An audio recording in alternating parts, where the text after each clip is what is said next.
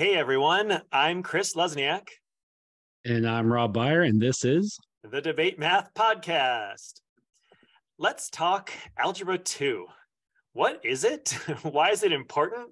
Should we continue to require it? plenty of high school students struggle in what we call Algebra 2. And many ask the dreaded question, when are we ever going to need to know this? And I know some schools and districts are starting to offer alternative pathways for students in their high school math options. So should we keep offering Algebra 2 for everyone? We want to dig deeper into this with today's debate. So we have two teams of two debating the resolution, ditch Algebra 2.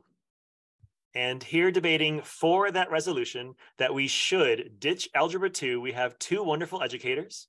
And first up is a former New York City public school teacher and MFA master teacher, a Fund for Teachers Fellowship grant recipient who studied realistic math education at the Freudenthal Institute in Utrecht, Netherlands, and who, before becoming a classroom teacher, worked at Space Camp in Huntsville, but sadly has never tried zero gravity before.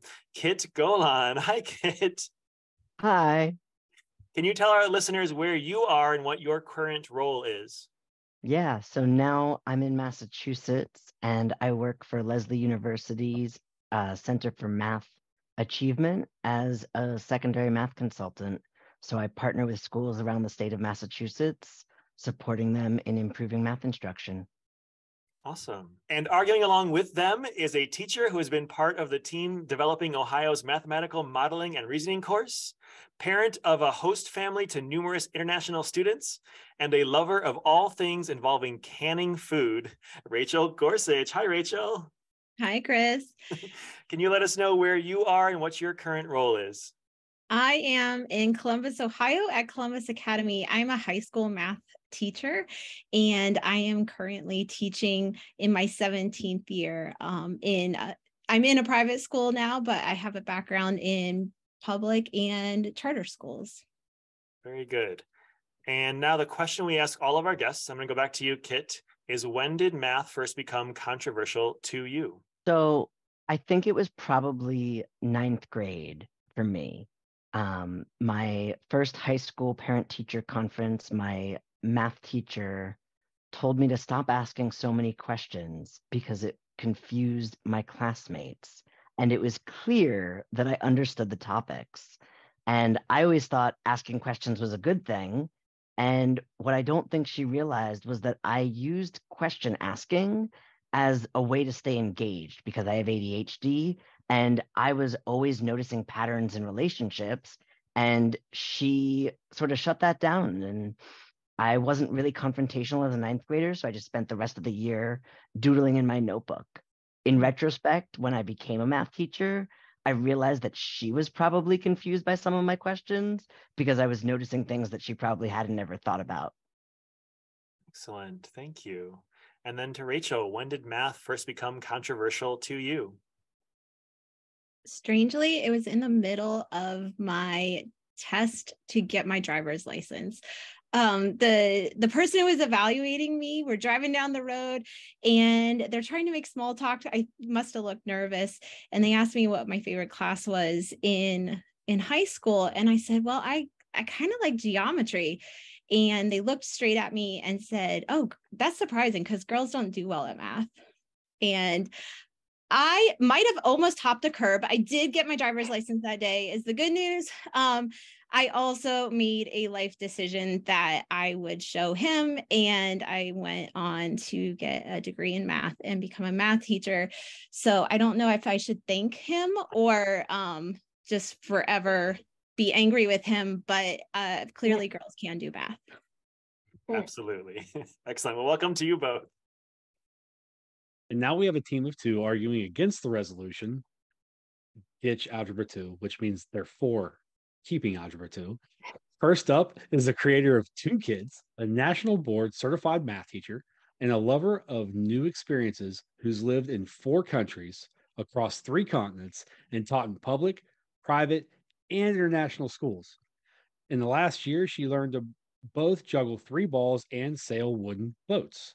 Mimi Yang. Hi, Mimi. Hi, nice to meet you all. Yeah, tell our listeners where you are and what your current role is. Well, right now I am in Seattle, Washington. Similar to Rachel, I started in a public school in the Bronx in New York. I've taught, internationally in Germany and El Salvador, and currently I teach at an independent school here in Seattle, Washington. I've been teaching for about 13 years. I've been in the classroom all of that time, and each year I've taught Algebra 2 or some similar course. Awesome. Well, welcome. Thank you. And arguing along with her is Dr. Philip Duturi, who over a decade was a public school teacher for earning his PhD in mathematics education from Columbia University and serving as a visiting professor at Fordham University. Phil is currently an educational consultant and the director of education at the not-for-profit FiCycle. Hi, Phil.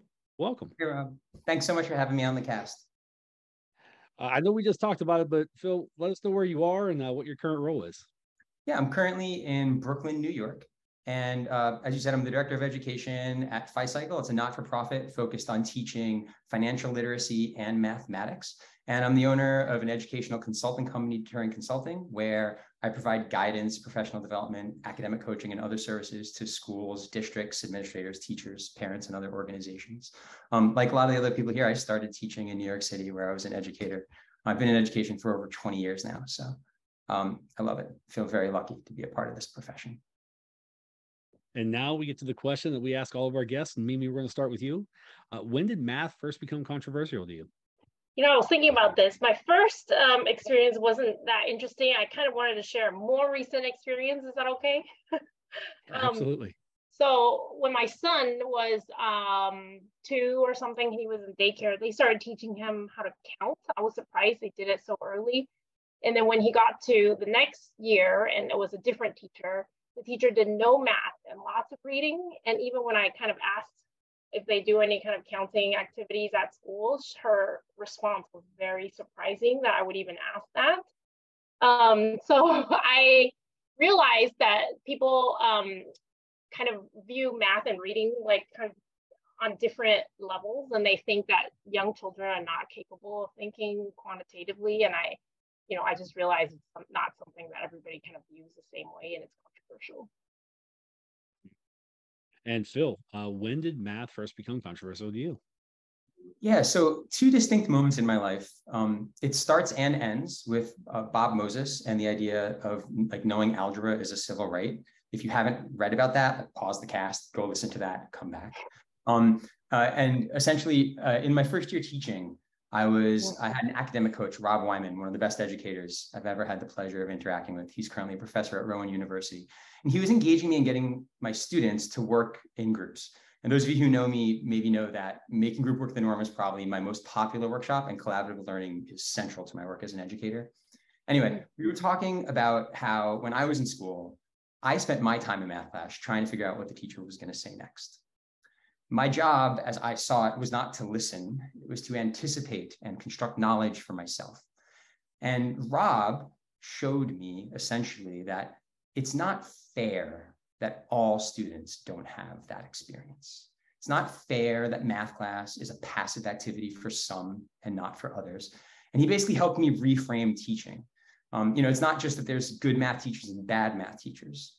It's not fair that all students don't experience math like that. And when you combine that with the work of Bob Moses and the concept of algebra as a civil right, it weighs very heavily on me. And I think it underscores the responsibility that we have as educators. Well, thank you both. Yes, thank you. And with that, let's get into the debate.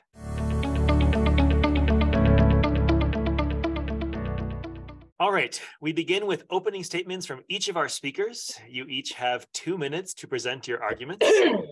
And we are starting with the side arguing for the resolution to ditch Algebra 2. Kit, you're up first, and your time begins now. When was the last time that you used the math you learned in Algebra 2? If you're not in a very small subset of professions, chances are you haven't used it since you took calculus.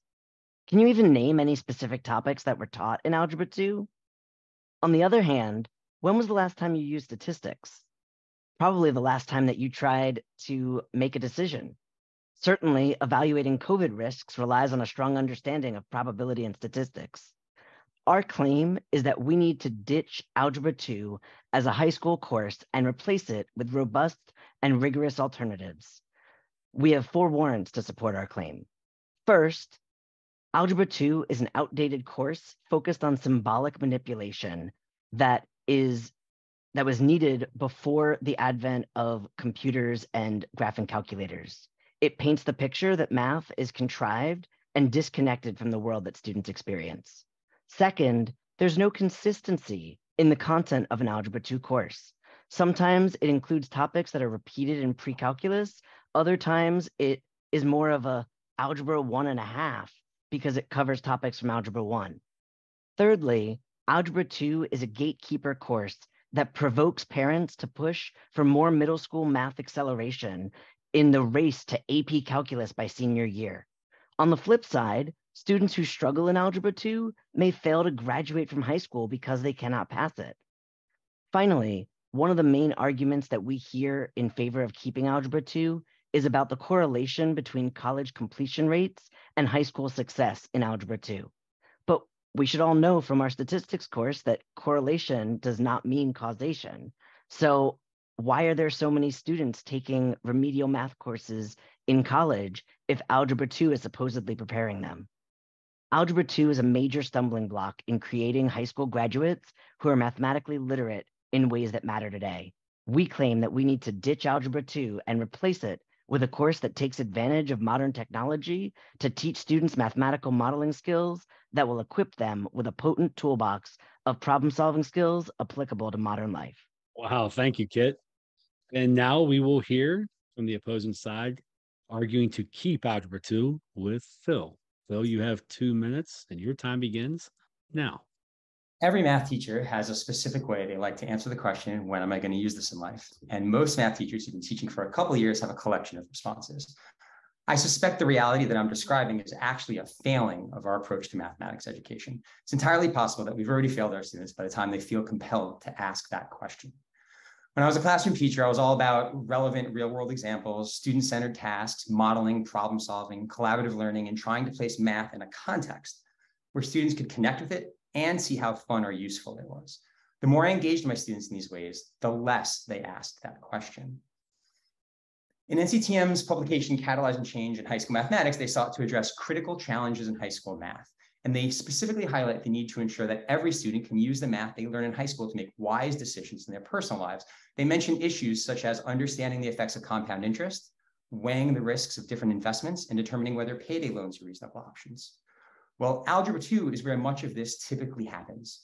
I say typically because we could hold a debate, and we might, about what Algebra 2 even is.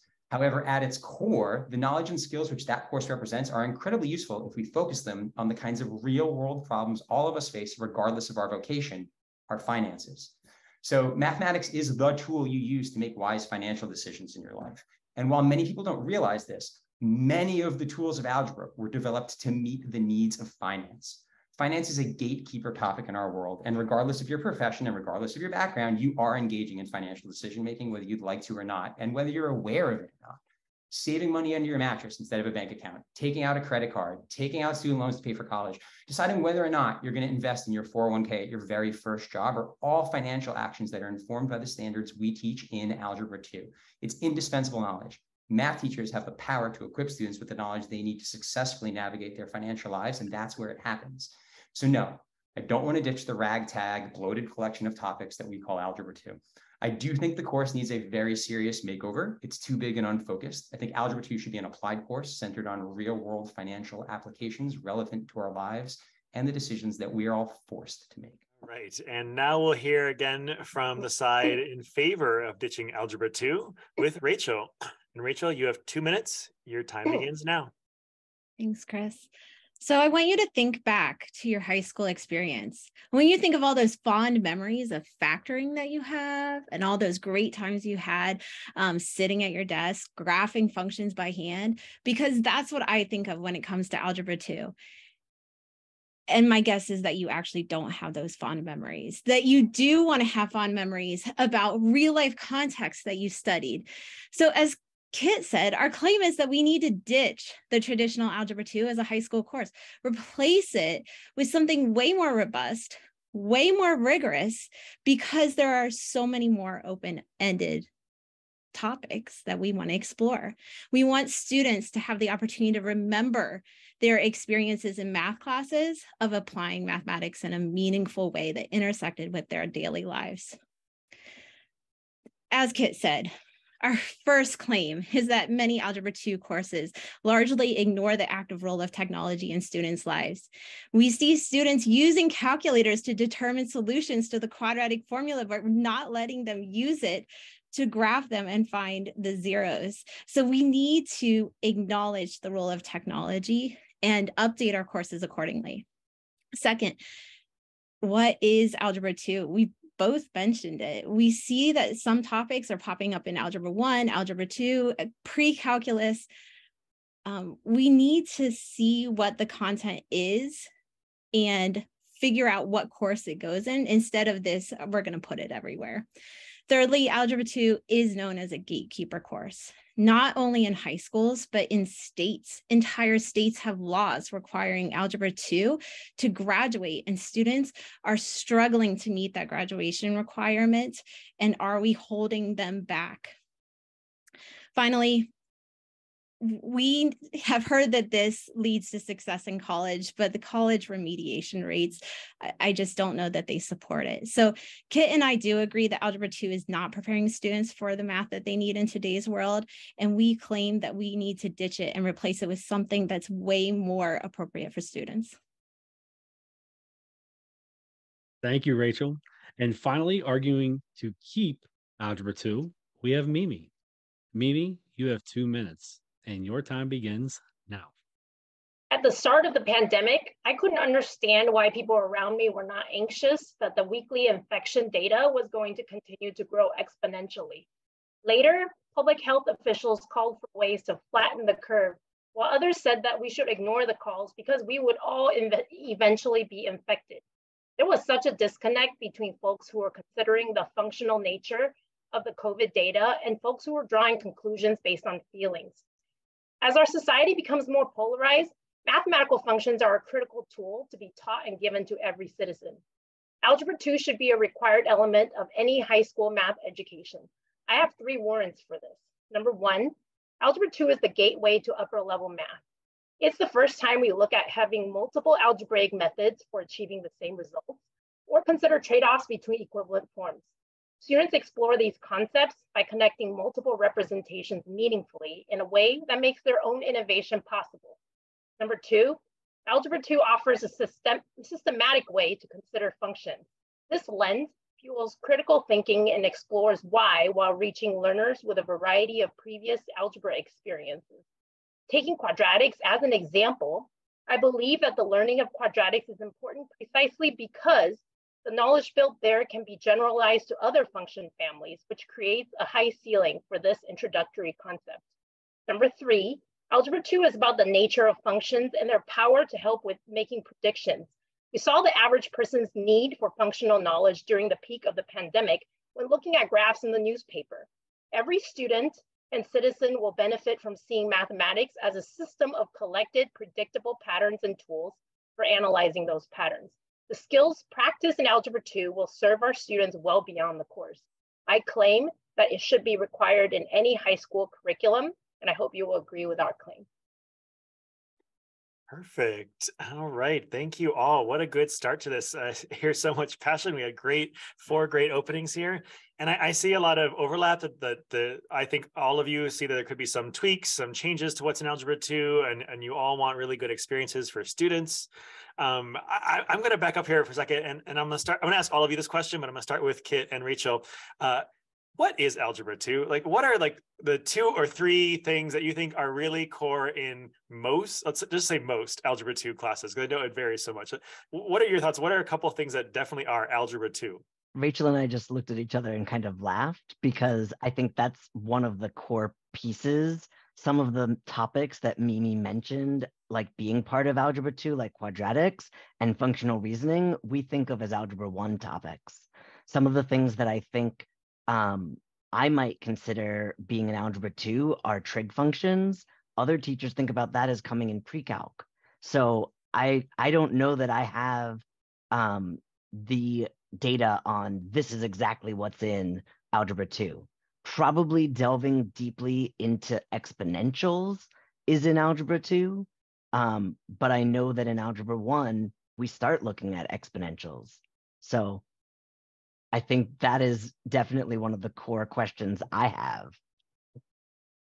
I have to agree. I'm coming from an Ohio perspective, and so that's where I'm going to speak with the most confidence. But I know that the state standards for Ohio have us starting quadratics and exponentials in Algebra 1, and then in Algebra 2, you do more with it. And then in algebra, or when we get to pre-calculus, we're doing it again. And so I realized that we need to differentiate for different levels, but what it feels like is that we just keep hitting the same topic again and again and again. I would definitely say that most states are going to have the inclusion of probably logarithms in Algebra 2, but again, you're going to see those in pre-calculus. I know as we're just looking at the AP pre-calculus standards, and logarithms are a huge part of that. So we're saying on a national level through that organization that there's a recognition that many schools are teaching logarithms in pre-calculus. And I would say, so we've got polynomials, including quadratics, a heavy hand on quadratics, I think. We have our logarithms, and then it's kind of this hodgepodge of maybe like some rational functions. Some schools are doing trig, but other schools are not doing trig. It kind of depends on which state you're in and how fast they're trying to rush to pre-calc. I know that in Ohio, trig is a large part of Algebra 2, and a lot of people are saying, wait a second, if we wanted to go in depth, why not just hold off until we get to pre-calculus? So there's this idea of, I want to dive into every kind of math in Algebra 2, but have we spread ourselves too thin doing that? And Phil and Mimi, do you want to weigh in on this at all? How would you define Algebra 2? Yeah, I could go first if that's okay. I mean, when I teach Algebra 2, I think one of the key ideas is what is a function, and I think that idea and like the relationship between input and output. Is it given an input? Is it always possible to get an output? Given an output, can you go backwards towards the input reliably? I think that's, to me, a key idea. Maybe it's introduced in Algebra 1, but it certainly gets explored and deepened into inverses and all kinds of things in Algebra 2. The second is why mathematicians study things in categories. Like, why don't we take each individual function as a complete individual and study it in isolation? Why do we study families of functions? And with that comes, the idea of transformations. I think, again, some of these can get explored, in other courses as well, but I think Algebra 2 really has the focus on studying functions in categories, those characteristics that arise because of that, because of the nature of the function, and also the input-output relationships. Maybe that's Algebra 2. I'll just add that, when I'm working with teachers as an academic coach and they're assigned to teach Algebra 2, I very much sit down and say, so what is Algebra 2? And like open up their state's definition of Algebra 2. And you actually really need to do that, I think. The second thing I do is own up to the reality that most teachers I've worked with, at least, don't get kids. The Common Core standard starts off saying, I believe it says something along the lines of having mastered systems of equations in like 8th grade. That is not how my 9th graders in New York City have ever started 9th grade, having mastered systems of equations in 8th grade. And so what is Algebra 1 based on your school changes? What is Algebra 2 based on your school, based on your state? And so I think it's really ill-defined. For me, at its core, Algebra 2 is, and I think Rachel's going to like this, and that we're actually in a lot of agreement. I think Algebra 2 at its core is one of the first places where we really get to engage one of the most ill-defined things in the Common Core, which is the modeling strand, right? If you look at high school, we have like really clearly defined like functions and all this stuff. And then we get to modeling, and it's like 3 paragraphs that are like, this is really important. And it's so important that we didn't articulate standards for it. So how many like textbooks are really hitting those standards that haven't been articulated, right? Where is that? I would argue that in my class and in most classes I've seen, like the first place where you really get to do that and really sink your teeth into it is Algebra 2. And so for me, Algebra 2 involves a lot of mathematical modeling. When I think Algebra 2, I think of sequences and series. And to me, sequences and series are sort of how we often interact with functions when we're problem solving in the real world. So I think that's one piece of it, but I don't want to try to list topics. I would feel like we should just like screen share the Common Core and look at each of those strands and pick the topics that stand out to us from each of those strands. Like it's no one of them. And to the extent that it is, our state or our teacher or our school is failing us because it's supposed to be all of them. So that's just like one thing. And then I also feel like that I feel like it would behoove us, unless we're going to change the topic of this debate, to define Algebra 1 as having a fuzzy border between Algebra 1 and Algebra 2, and to define Algebra 2 and pre-calc as having a fuzzy border. I think the clearly defining between those courses is really difficult and underscores the difficulty of the conversation that we're having. And I think based on our opening statements, we're all very much in agreement around that. Yeah. So I'm like, I don't know if I answered your question or refused to, Chris. Sorry.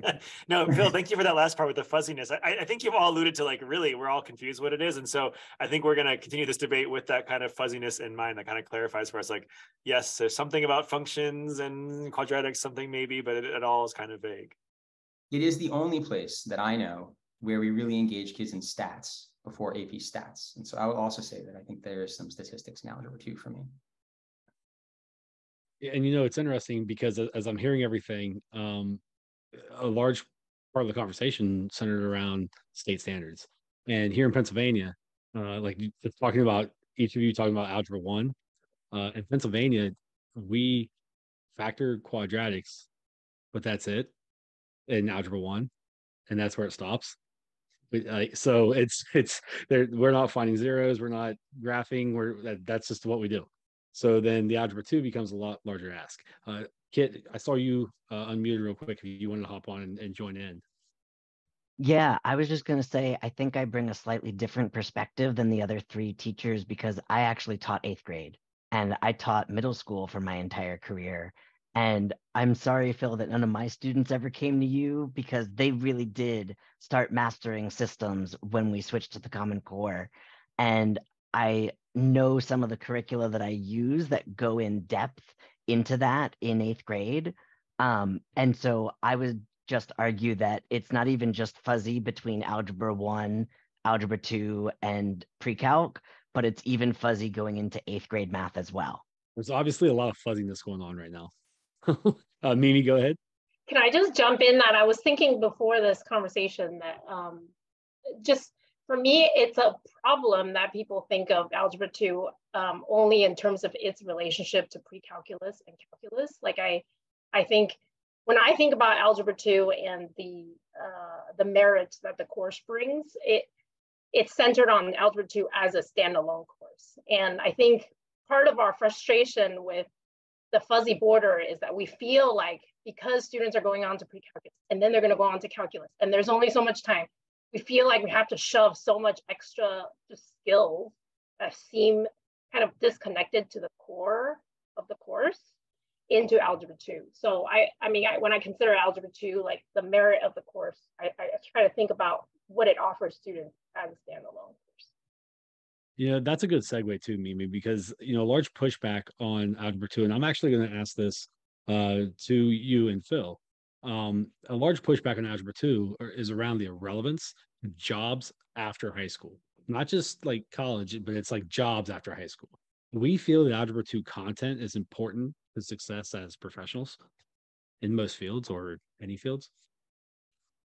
Go ahead, Phil, you can go first. Very, very passionately that it is very important. So, I think there's a lot of ways you can go with this conversation. Obviously, like I think that the financial applications of the skills we learn in Algebra 2 are incredibly important. So, I train math teachers to teach financial literacy curriculums, and I try to give them problems where they have to use Algebra 2 skills to solve real world problems about finance, and they struggle to. Math teachers, Now, we know from the research that knowledge transfer is a huge issue. When we learn math in a context that's not the context we're going to use it, we sometimes struggle to transfer it. Anyone who's ever taught math and sent the kids across the hall to the science teacher who then complains they can't convert units, that's like a very common trope, right, in high schools and middle schools. But so, I think that the idea of teaching math in a context so that we don't have to talk about the relevance. Like I said, by the time people are asking if it's relevant, you've already lost them. It means it's not relevant in the moment to them. So, organizing, actually, I was listening to the Is High School Math Relevant podcast that you guys had. I think it was one of the more recent ones that dropped. And as I was listening to it, I was like, I wanted to scream into my microphone about like the relevance of some of the topics that the people who were not math teachers were talking about. Because like everyone has a 401k, right? And you don't need to trust, most of us should have a 401k. Sometimes teachers are shielded from this world because there are pensions. But you don't have to trust that your 401k works, right? It's actually the standards in Algebra 2 help us see why our 401k, even though it's comprised of individually maybe risky stocks, is not risky over the long term, right? Like our rate of return is going to increase at rate R while our risk increases at the rate square root of R. So the longer we're in the game, the better and the happier we are. Those standards come from Algebra 2, and understanding why I might want to invest into my 401k, understanding simple things about ratios, understanding geometric sequences and series are all fundamental to understanding mortgages, car loans, 401ks, like how to interact at the workplace with your paycheck, things like insurance. These are all informed by the standards we teach in Algebra 2. So I think that the lack of relevance is a lack of context and a lack of education. So meaning it's like a lack of education about the relevance of these topics because we're not applying them in a relevant arena. We're teaching them in the abstract and then trying to back into their relevance. And by the time we do that, we've already lost people. And you've got tons of math teachers and tons of educators who are teaching the topic that currently do not see the relevance of it. And I think that we can't even begin to hope that our students will see the relevance of it if the people teaching it don't see the relevance of it. Mimi, you want to chime in on anything? Yeah, I mean, I just wanted to backfill up in saying that a lot of times what I find, even for myself, there would be sometimes in math, sometimes outside of math, it would be like concepts that I completely understand on an abstract level.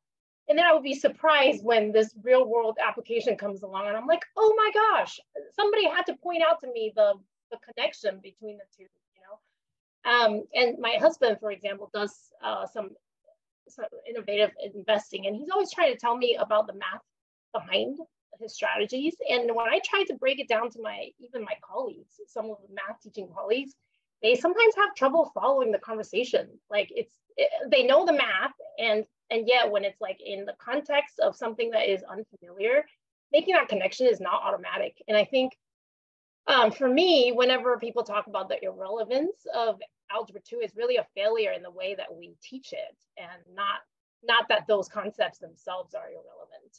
So just like Phil said, because we teach it so isolated and cut off from, like for example, I always think about, do students understand that cost of living, it's growing by a percentage? What does that mean in terms of like, our salaries getting adjusted, not necessarily at a percentage, like, each year and what those growth trajectories, what that looks like in the long run. Like I just think about how these linearity and exponential growth, those are squarely in the arena of Algebra 2, and yet can our students kind of understand those connections and the relevance it has to our daily lives, really. And I think I said before too, in terms of like consuming just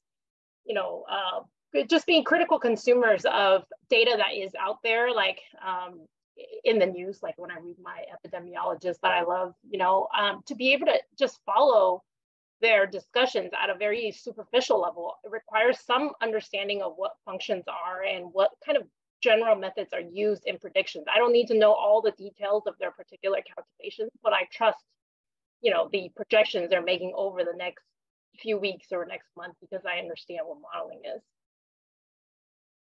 This is a brief aside, but I just point out that Mimi just said she has a favorite epidemiologist. And I think that's funny. And going to the other side with Kit and Rachel, is Algebra 2 like a requirement for STEM careers? And are we hurting students by cutting it?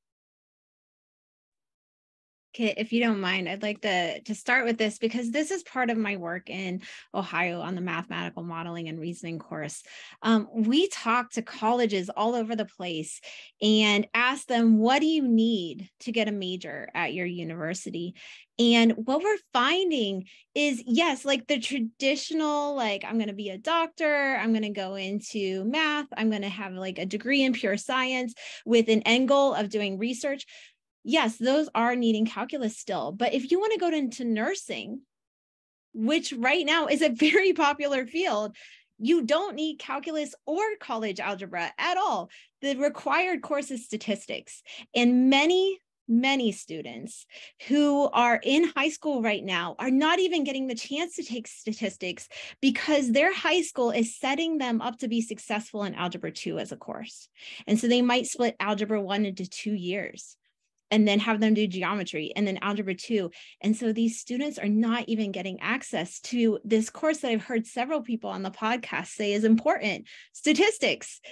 And so I think that the colleges right now are helping guide certain pathways towards careers. And there are many STEM careers. I consider nursing to be a STEM career that do not require college algebra at all. They're requiring statistics, and our students are not getting access to that. I think I would add on that, Mimi mentioned the idea of linear versus exponential growth as belonging to the world of Algebra 2. And I've never taught high school, and I've taught linear versus exponential growth, both in a regular 8th grade course and in an Algebra 1 8th grade course. So I think that a piece of this argument that's underlying all of this is the lack of clarity around what high school course is what, right? And what should students be coming out of 8th grade understanding? And I think that what I hear from the opposition is, all of these important aspects of Algebra 2 are related to modeling with functions, which I agree is important, or are related to finances, which I agree are important. But then why not have a course that actually explicitly is on those two topics? I think we should. I mean, I totally agree with you. I think we should. But I think that what we would find is that course would cover many of the same standards as what is currently being billed as Algebra 2. And so that's why I actually, when Chris was asking me about this, I was like, well, I might just agree with the ditch Algebra 2 people, depending on what you think ditching means. Because I'm like totally okay with scrapping a lot of the curricula that's out there for Algebra 2 and reorganizing it. But in my mind, teach Algebra 2 means teach those standards, right? And I think that many of the issues that have been put forth with the course are essentially that we're not teaching those standards well, relevantly, in the correct way. Like we've often gone back and forth about like, does statistics belong in Algebra 2, I think, right? Whereas like I would make a case that like there is statistics in Algebra 2. I like quickly did some Googling to audit myself just now. And like many people would make that case also, although you can also do it without, obviously, right? Like, but I do think that we are in stark agreement about the relevance of those specific applications and how much it can help kids. And I don't know that the minutia of like breaking down those standards and thinking about what we call that course is less important. But the idea that like those modeling standards are important, that logarithms and being able to model things that grow exponentially and ask questions like going backwards exponentially, for instance, which Kit, when you were saying like, I don't know if that's Algebra 2, I think Algebra 2 includes like where you finish that and you learn about logs and you learn how to calculate present value of something that grew exponentially. And it's not finished until we get there, right? And I think that's more of that gray border that we all talked about. But I just wanted to call that out because we both have been like statistics, like exponential growth. And I think it's those fuzzy borders things. I want to switch gears here for a second. I want to talk about the topic Kit and Rachel, you brought up about being a gatekeeper for students. And I wonder, how would you respond? I could see some teachers and some parents feeling that if we get rid of Algebra 2, we are lowering the rigor or expectations or what, something along those lines. How would you respond to that kind of pushback? So I want to start with a reference to A Mathematician's Lament. I think a lot of people here have probably read it or heard of it, but in it, there's a really amazing analogy that imagine music was a required course from grades K through 12, but students spent all of their time working with notation and writing their whole notes and their quarter notes and writing their sharps and their flats. And maybe when they got to college and grad school, they'd get a chance to actually make music and sing or play an instrument. But they had to wait until they had really mastered how to write all of those notes and how to copy them into the treble clef or how to transpose them into another thing. I don't know the music terminology enough. But I think that unfortunately is what our math curriculum has done to math. And so I would argue that we're not exposing our students to rigorous mathematical thinking if we're just asking them to regurgitate some symbolic manipulations, which I think is what many students experience as their Algebra 2 courses. I think that when we talk about the modeling, the making sense of real world decisions with statistics and probability, that's more relevant and equally rigorous, if not more so, because that's really what the power of math is for, right? Helping us make informed decisions. I feel like a broken record, but I got to keep talking about what I know. And I know this math modeling and reasoning course. And the reason we developed an entire brand new course, even though it does have a lot of these ideas that you've been mentioning, Phil and Mimi, like it has a lot of that work with functions. The reason we developed an entire new course is because there's the traditional, I want to say that there's a history to Algebra 2. When you say Algebra 2, everyone has a point of reference to what Algebra 2 is, including the teachers teaching it. And a lot of times it's more traditional. And so to break teachers away from that, sometimes you have to put a new name on the course. Even if there's an overlap of standards, you need to give it a new brand so that they understand it's supposed to be different, that it's not supposed to be standing at the board, teaching factoring and doing these repeated systematic ideas. It's supposed to lead with modeling and it's supposed to bring in the math to support it. So it's this idea of it being a gatekeeper, that history behind it is, I think, what creates the gate at Algebra 2, because so many people look at what it's always been and they want to keep it that way. But if it's not serving students, then it maintains that gatekeeper appearance. And so if you really want to meet students where they are and you want to do these new ideas, maybe get rid of this historical idea of Algebra 2, put a new name on it so that people realize it's supposed to be something different. And let me take this to the other side then, the same thing. Is Algebra 2 a gatekeeper? Like, should it be required for college or for high school graduation? Or should we get rid of it? Or what should we do with it in terms of getting kids through high school and open up their options? Do I think we need to, do I think Algebra 2 should be a requirement? So I guess what I would say is that if my students could skip Algebra 2 and take and have that knowledge, that would be great. I've made clear that I think those standards are really important. So to respond sort of like directly to Rachel's statement, like if I have a 3-year-old who is right now like really adamant about stuff, he decides something and that is the way it is. Like if he doesn't want apples, he is not eating apples. If I could give my son an apple and call it an orange and he would eat it, I'd be fine with that. So just like renaming Algebra 2 is totally cool with me. But I think we were talking about something a little bit more substantial. So yeah, I do think that knowledge is indispensable. No, I don't want kids stuck in the cycle of endless algebra, taking state tests, failing Algebra 1, failing Algebra 2, and hating math. That's like a different conversation, but even I have to say that because it is clearly related. And I think where some of the feelings about Algebra 2 come from. I also think that like a lot of what Rachel was saying was just like what I would think of as bad teaching, right? Like you were describing bad teaching that I don't want happening in any school and I don't want kids thinking about it. And you reminded me of some of my experiences with the FiCycle course that I helped to write, where we wrote an algebra course basically that teaches math. It's basically Algebra 2. You can use it alongside Algebra 1. And I was in the Bronx sitting next to a girl watching her take this course. And we were like talking because it was group work. And she said she was repeating algebra. She was a repeater. But instead of taking regular algebra, they offered her this same standards, but in the context of a financial literacy course. And she turns to me and she goes, I really like this math. It's like so much better than the boring stuff we were doing last year. And I was just sort of like, this is literally the same math. Like I didn't quite phrase it like that to her, but you know, literally the same math. And it makes me think of what you were saying as like a great idea. And you remind me of the book Building Thinking Classrooms and like the idea of just being disruptive, right? So I think those standards should be required.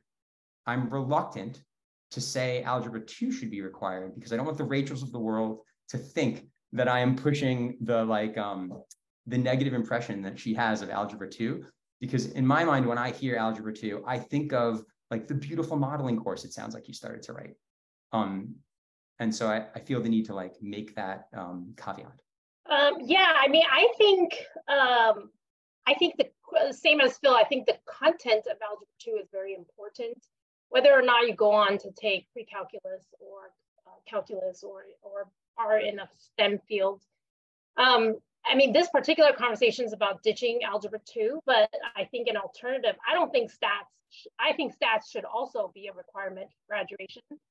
And I understand that some students take multiple years to get through the Algebra 2 sequence. So I think geometry should be on the chopping block. I mean, when I think about geometry, I think about it as, you know, a lot of times students are exploring theorems that were used by ancient, you know, Egyptians to build pyramids back in the day. And like in this day and age, what is the exact relevance of those particular theorems that they're using in geometry? Again, another conversation, but I think it is a little bit of a false, some sort of mutual, it's not mutually exclusive. I don't think of Algebra 2 and statistics as being necessarily mutually exclusive.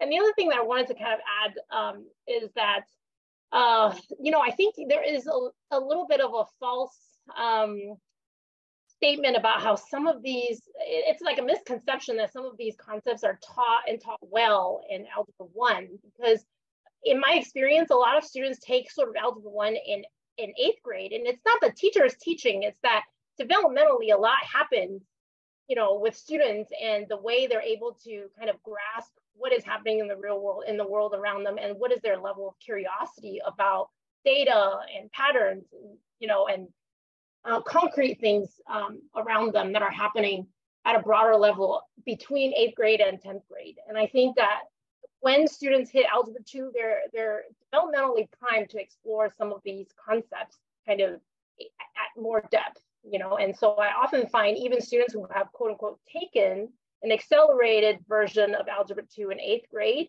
when they come to 10th grade, the more complex concepts, actually they didn't, like they may have done fine with the algebraic manipulation parts, but the kind of the deeper connections, the finer, you know, more nuanced concepts, often they don't have a very good grasp, you know, in 8th grade. Well, it sounds like, Rob, we should have a future episode on ditching geometry. But I think we'll end our questioning round there. And we will now end by giving each side 2 minutes to make their final arguments to you. And we will begin with Kit and Rachel. Your time starts now. We need a thoughtful pathway to AP Calculus in high school that doesn't require acceleration in middle school. That provides students with the time to develop a maturity and a deep understanding of functional reasoning in early high school after really cementing their foundational knowledge in middle school. we need to serve the developmental needs of our kids in order to prepare them for whatever avenue they go to and really understand the root of algebraic reasoning without an overemphasis on algebraic notation. Agreed. It's time to ditch the historical Algebra 2 and replace it with more options that serve the needs of kids. Traditional Algebra 2 has left a lot of kids behind. Let's get rid of it, get rid of the stigma, the baggage, all that comes with traditional Algebra 2, and reimagine how we can get students to start thinking about math so that they can come at it from their own real world experiences. Thank you. And then with a final word, we have the other team, Phil and Mimi. You have 2 minutes. Time begins now. So we stand by many of the standards associated with Algebra 2 as being incredibly important to our lives and relevant to all citizens, regardless of the profession that you choose to take on. And while we recognize many can be cut, we think such revisions should be done with respect to real world applications to things like finance and modeling, things that are relevant to our lives and help us make decisions in our real world lives. So that's one thing. Another thing that we believe is that something that's been talked about a lot is that one of the criticisms of Algebra 2 is that things get retaught in Algebra 2 that may be taught in other places, like we talked about those fuzzy borders. This is a larger problem that is not solely related to Algebra 2. If you've looked at any of the large-scale studies like the TIMSS, we know that that's one of the main criticisms of our national curriculum as a whole, that things just get taught over and over and over again. And we can kind of have that conversation about most grades leading up to high school. So if Algebra 2 is going to continue to be Algebra 1 is continue to be taught as it has been historically, we think Algebra 2 should be a relevant real-world application that finishes the development that began in Algebra 1, which many of us have noted. Finally, Mimi, do you want to talk about our third point? Yeah, and the third thing that we wanted to say is that we recognize that there is an opportunity cost to requiring students to take Algebra 2. And a lot of times it can be a trade-off between that and statistics. And we don't, I mean, ideally, like we don't think that trade-off should be made. Either, you know, you can incorporate some statistics in Algebra 2, or, you know, there could be other spaces made in the pathway because we think that there are two parts of helping students understand the real world better. They're different sets of tools, and it's not an either or. Wonderful. Thank you all. And this concludes our debate. Thank you for really pushing our brains today to really think deeply about what it is Algebra 2. And now it is up to our listeners to take a moment, ponder the arguments, and consider what resonated with you.